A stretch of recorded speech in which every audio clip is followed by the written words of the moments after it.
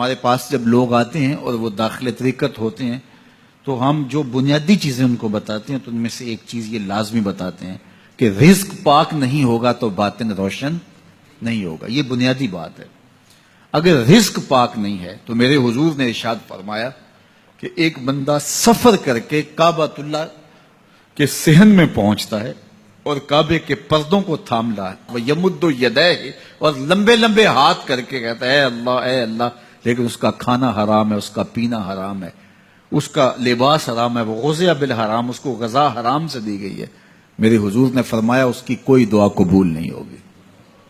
سفر کیا، جنگل پہاڑ کاٹے، سمندروں کو پاٹ کر کے آگے گیا، ہواؤں کے کلیجے چیر کے آگے بڑھا، مہینوں کی مسافتیں طے کر کے گیا اور کعبۃ اللہ کے سامنے کھڑا ہے، سین حرم میں مطاف میں کھڑا ہے، لیکن اس کا جسم حرام سے پلا ہے. اس نے جو پہنا ہے اس لباس کا تانا یا بانا حرام کا ہے، اس کو غذا حرام کی دی گئی ہے، اس نے پیا حرام کا ہے، اس نے کھایا حرام کا ہے.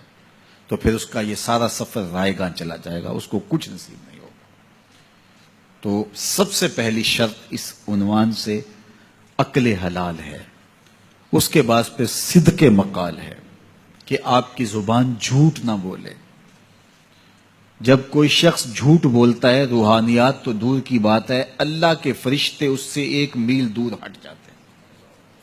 جب کوئی شخص جھوٹ بولتا ہے تو حدیث پاک میں آتا ہے اس کے منہ سے ایک خاص قسم کی بدبو نکلتی ہے.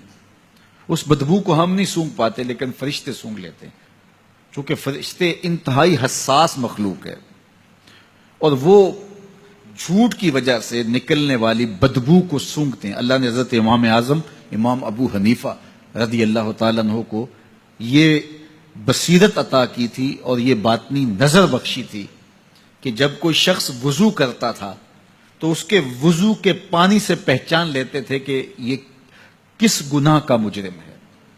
جب بندہ وضو کرتا ہے تو وضو سے ہاتھوں کے گناہ جھڑتے ہیں، منہ کے گناہ جھڑتے ہیں، تو وہ وضو کے پانی سے اس بات کو محسوس کرتے تھے. اللہ نے ان کو وہ بصیرت عطا کی تھی، لیکن انہوں نے اللہ کی بارگاہ میں عرض کی مالک مجھ سے یہ چیز چھین لے، یہ چیز مجھے نہیں چاہیے. لوگوں کے بارے میں جو ہے وہ ایسا گمان پھر پیدا ہوتا ہے.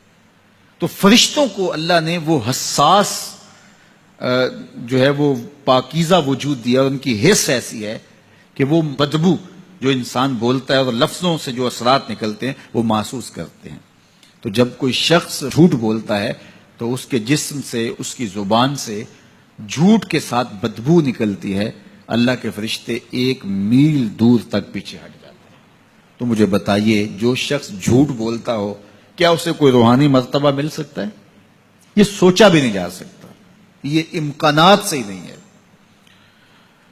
اللہ کے محبوب علیہ السلام سے پوچھا گیا کہ حضور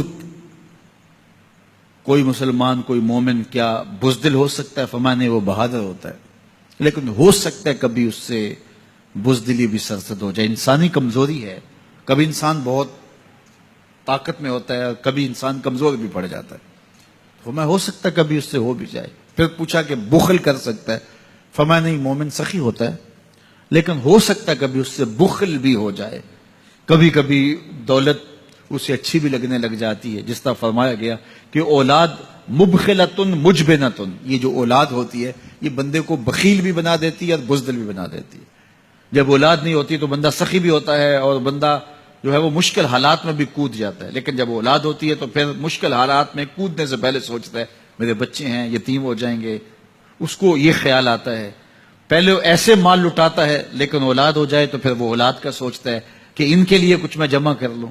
تو اولاد فرمایا میرے حضور نے کہ مبخلہ و مجبنہ، یہ بخیل بھی کر دیتی ہے اور یہ کمزور اور بزدل بھی بنا دیتی ہے.